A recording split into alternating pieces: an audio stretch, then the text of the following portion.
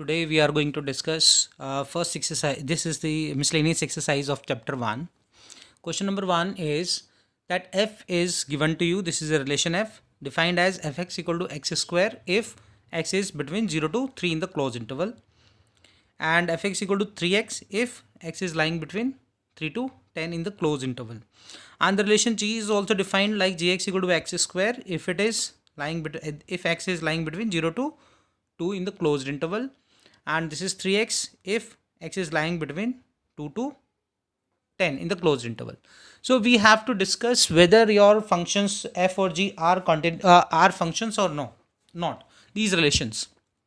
F and g are relations. So just I'm recapitulating what is a function. A relation is called a function if every element of a domain has unique image in the codomain. So we'll discuss this. First, we'll discuss for f, this relation f. See this, you can see this is 0 to 3. We can take infinite values between 0 to 3, but we'll take some simple values like 0 I have taken. If you do 0, 0 is belonging to this first one. So 0 square is 0. If I take 1 is again belonging to this. So 1 square is 1. Now if I take 3, then 3 square is, you can say square of 3 is 9. And also from this 3 is here also and 3 is here also. So you can see at 3, if I put here 3, x equal to 3, then this will again be 9. It means 3 in both the cases, this one and this one. The 3 is going to have image 9. So image is not changing at 3. And this is the crucial point. Whenever you get function like this, wherever you see a point like this, where this is the first interval is ending and the second interval is starting. So that ending of first and the starting of first interval, the point is very important to check. If these at this point, if it gives unique image, then we will say this is a function. If it is not, then we'll say this is not a function. So 3 is this, and even if I take 4, you can see that 4's image will be 16. So this way we can see that all elements of the domain is these two intervals are the domain. So from this domain we are finding that every element has unique image. So we can say that f is a function, and reason you can mention that every element of domain has unique image in codomain. So that is the reason you can say that f is that f relation is a function. Now come to this g function. For g, we can again make a arrow diagram. This is g function, and g, you can see the interval is 0 to 2. Again, if I take 0, then 0 square will be 0. If I take 2, let's say I take 2. So 2 is, you can see that 2 is belonging to this first interval, x equal to 2 as well. So x square, if you put x equal to 2, then according to this x square it will be 4. So image of 2 is coming as 4. But you can see again this is 2 here, and this one more 2 is here also. This is greater than equal to 2. So if I take here this 2 according to this interval, then gx is not fx, gx is 3x. It means if I put x as 2, then gx will be 2 into 3. This is 2 into 3. Then this is going to be 6. So you can see that your 2 element of the domain has 2 images, 4 and 6. That's why you can say simply that it is not a function. So even if a single element has 2 images, then you will say the given relation is not a function. So we'll say that g is not a function because 2 has 2 images. 4 and 6. That's why, and therefore you can say that's why G is not a function. So here I have elaborated more. This is what the reason you can give. Now come to question number 3. This question number 3 is asking find the domain. So I'm just explaining what domain is. Domain is all values of x which makes the function defined. It means you see if there is any value which makes your denominator 0, that value will not come in domain. Rest all values will come in the domain. And this time you can see this is a quadratic equation, quadratic polynomial. So maximum it can have two factors, and after making this polynomial into factors form, we'll see that which value of x cannot be put. So I can write this fx as x square plus 2x plus 1, and this I can do this like you can see this is x square x minus this is x square 4. So 6 and 2 you can make 6x 2x plus 12. So top one is your x plus 1 whole square, and this one is you take x common, so it becomes x minus 6, and if you take minus 2 common, then it becomes x minus 6. So this way you can see this is x plus 1 whole square, and this is going to be x minus 2 and x minus 6. So you see finally that if you put x equal to 2 here, then this will be 0, means something upon 0 it will become not defined. If you put x equal to 6, then something upon 0 will be not defined. So it means that x equal to 2 you cannot put, x equal to 6 you cannot put, and except these two values you can put any value, because you will get some solution. So we can say that domain, therefore the domain is all real numbers except these two values 2 and 6. Now you can see some question number 4. Find domain and range of fx equal to under root x minus 1. So we'll take first fx equal to under root x minus 1. As I've discussed earlier also, that we draw number line first if this fx is in the form of linear factors. So you can see that this is for first number line I'm going to draw for x.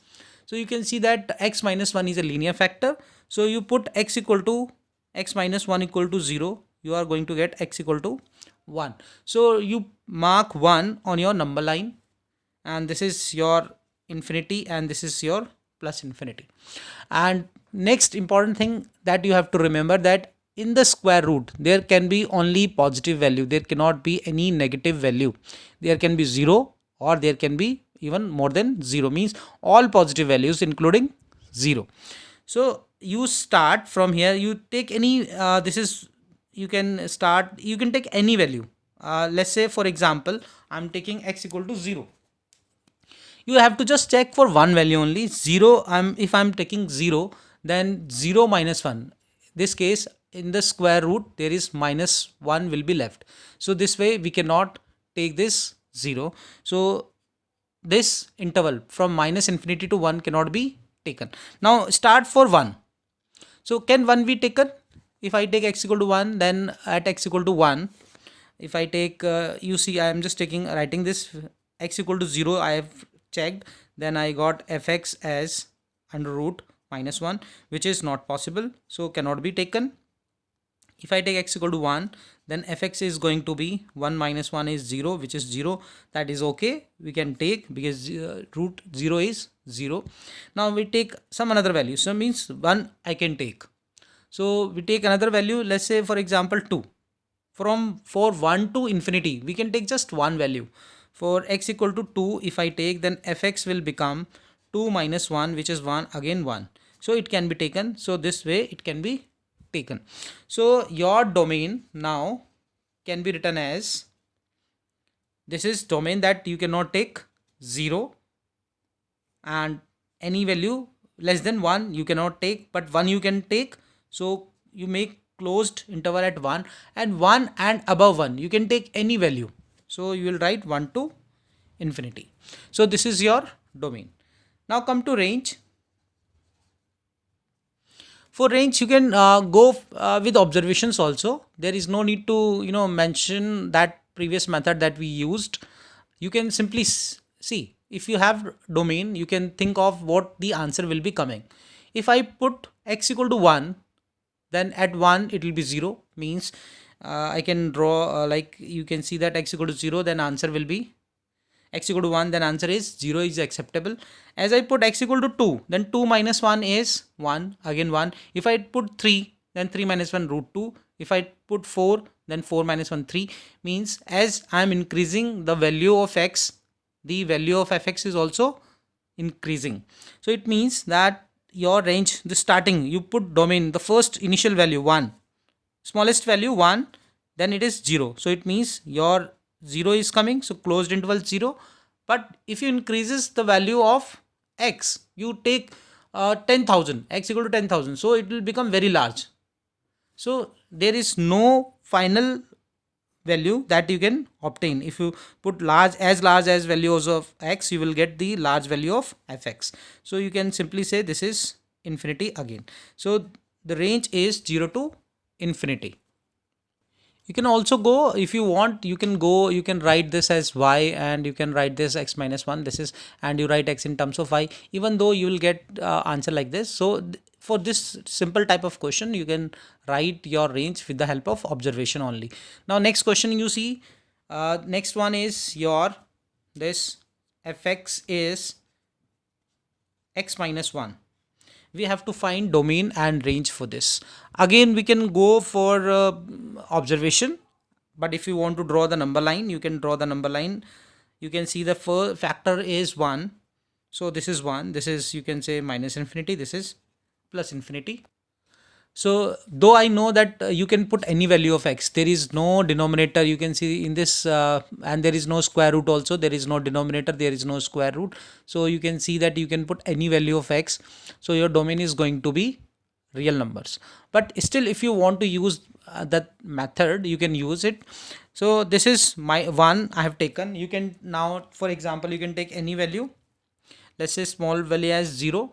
So if I put x equal to 0, then fx is going to be minus 1, which is going to be 1, because mode is for mode makes the negative number into positive. So that is done, this is fine, 1 can be taken. Now if I take 1, then x equal to, at x equal to 1, it will become, fx will become 0, so that is also fine. If I take any value, let's say this 2, if I take 2, then at x equal to 2, fx will be 2 minus 1, again this is 1, which is again can be taken. So you can see that your domain, because from this minus infinity to infinity, you can substitute any value. There is no value of x which can make this function not defined. So that's why we can write that domain as real numbers. Now come to the range. Again we can think of the range with the help of observation. If I take suppose if I take 0, then fx will be your 1. So this is 1. If I take x equal to 1, then fx is going to be 0. But this mode tells us that your answer cannot be negative, and the smallest value that you can obtain is 0. So you can simply say that your range is 0. But we have to think, what is the largest value possible? So you put any value of x as large as you can think, then fx will be just minus 1 you do, and you will get the answer.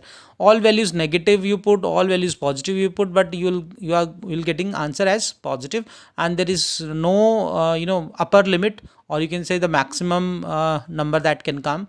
There is no maximum number, because you put as large as possible values of x. So it means your range is also going to be 0 to infinity. So this way you can understand this range, because some observations is also required. that how this mode function works. Okay, come to this question number 6, that f is defined as x comma x square plus 1 upon x square, x belongs to R. So that x belongs to R actually telling us that the domain, your first element is always belonging to domain and second is always belonging to range. So your domain is here real numbers and we have to find the range. So we can go by the method that we were using earlier, that you can write that y, because this is the arrow diagram. I'm taking this as y and taking this as x and trying to find whether for y there is some x or not, and you see with the help of that number line we'll find the range. So y equal to x square plus 1 upon x square. You know, after this what we do, we write x in terms of y, and from here also you can think one more important thing. This is your, I told you earlier also, this is let's say b and this is let's say a. This relation is a. So one observation that you can make, that y cannot be 0 because this is x square, this is x square. Even if you put x as negative, then square will make it positive, and 1 plus positive number. So positive number divided by positive number is always positive. So this right hand side is always positive and therefore the y will always be positive. So that the one observation we can make from equation number A. Now we write x in terms of y. So we can do the cross multiplication, y plus yx square, and this is x square. So you can write that x square as y upon 1 minus y. You can take x square common from here and you can write that way. So now your x is going to be y upon 1 minus y, plus minus both. You can see that plus minus both because this x is also, you know, real numbers. X can be positive and x can be negative. So domain means for x, and whatever the answer comes means y is for range. Now you can see there are two linear factors. The first factor is 0. This is linear factor. You put y equal to 0 and then 1. We are making this for y. Y is 0 and one another will be 1. We'll take 1 minus y equal to 0. So we'll get y equal to 1. So I have plotted this number on the number line. This is minus infinity and this is plus infinity. Now we start putting the values from this interval, like minus infinity to 0. You take any value. For example, if I take minus 1. If I take minus 1, put this value minus 1. So it becomes minus 1 upon 1 minus minus plus 2. It becomes plus 2. So minus 1 upon plus 2 means inside the square root you are getting negative number. So you cannot take this interval. So you can reject this minus infinity to 0. All negative value you can reject. So come to now this 0. If I put y equal to 0 and this is for y, I have written this clearly that this number line is for y. So put y equal to 0. So y will be 0 upon 1 minus 0. So this is 0. Ultimately this square root, under this square root you will get 0. So x equal to 0 you are going to get. So you see that x equal to 0 is there in the domain. Yes. So it is belonging. So it means that you can take x equal to 0. Now come to 0 to 1. Take any example. 0.5 you take. I have taken this 0.5 and put this value 0.5 here. So this is 0.5 upon 1 minus 0.5. So 0.5 upon 0.5, this is 1. It means again we are going to get positive number inside the square root. So it means that this interval can also be taken 0 to 1. Next is 1. Can we take 1 now? Put here y equal to 1. So 1 upon 1 minus 0. So this will become not defined. Under the square root you will get 1 upon 0, which is not defined. So it means that 1 cannot be taken. Now take after this 1, you take any value, like for example you take this 2. So if I take 2, then 2 upon 1 minus 2, which is minus, so going to be negative. So we cannot take this one also. So now you can finally write your range as, observing this what we have done, you cannot take any negative value. You can take 0. So 0 can be taken, or you can take 0 to 1, but 1 cannot be taken, you have seen this. So 1 will be at open interval because 1 cannot be taken. Any value less than 1 can be taken, and after 1 you cannot take any value. So your range is coming as 0 to 1, and the interval is closed at 0, open at 1. Now come to question number 8, very very important question. The roster form of f is given that 1 1 2 3 0 minus 1 1 minus 1 minus 3 be a function from z to z, means integer to integer, defined by fx equal to ax plus b for some integers a and b, determine a and b. So what does it mean? It means, I told you earlier also, that if any this is in the roster form, then this first one is your x and this one is your y, means first one is for domain and second one is for range. So we can say that x equal to 1, then y is also 1. This is that 1 comma 1 belongs to f, implies that x equal to 1, you can see 1 comma 1 belongs to f, implies x equal to 1 and y equal to 1. So this is your function, and you can write that function as ax plus b, and that can also be written as y equal to ax plus b. So put this value, you are going to get y as 1 and a as 1, so a plus b. So this is going to be your first equation. So this way you can write. Now you can take another value like 0 comma minus 1 also belongs to f. You can take any pair. So I'm just taking simple pair I'm taking. So you can take any pair. So this implies that x equal to 0 and y is going to be minus 1. So put this into this relation. This is the relation between x and y. So I'm putting this. So y is minus 1 and a is 0. So 0 into a, and this is b. So from here you are going to get b as minus 1. So this is your relation number 2. So from 1 and 2 you can write at 1 equal to a as you don't know, b is minus 1. So from here you are getting a as 2. So therefore a equal to 2 and b equal to minus 1 you have got as your answer. Now come to question number 11. F be the subset of z cross z. It means it is a subset of z cross z defined by f ab comma a plus b, ab belongs to z, is f a function.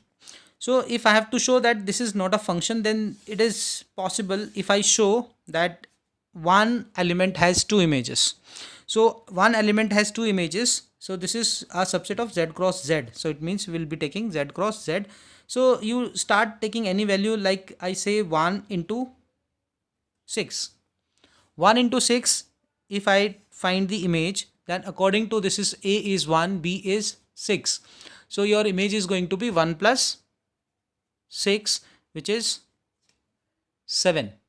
Now you see, if I take the image 2 into 3, this will also be 6, but I'm going to get this as 2 plus 3, which is 5. So you see that is your 6 and that is also 6. So 6 is going to have two images. First image is 7 and second image is 5. So this is very simple to say now that one element which is 6 has two images. So therefore we can say that f is not a function. Now come to question number 12. Let a is 9, 10, 11, 12, 13. Let f function from a to n, n means natural number, be defined by fx equal to the highest prime factor of n. Find the range of f.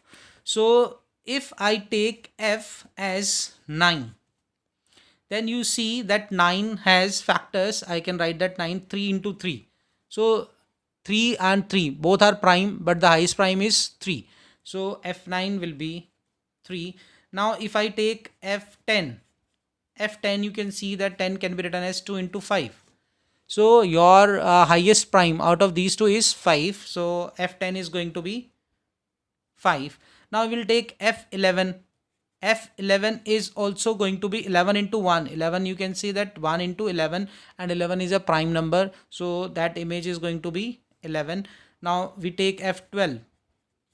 12, you see 12 can be written as 2 into 2 into 3. So highest factor is 3. So this is 3. Now last we'll take F13. F13 can be written as 13 into 1, and 1 is the highest prime. So answer is 13. So now we can write range. Your range is all these answers that you are getting here. So your range is 3, this 5 is coming, 11 is coming, and 3 you cannot repeat, so write 13.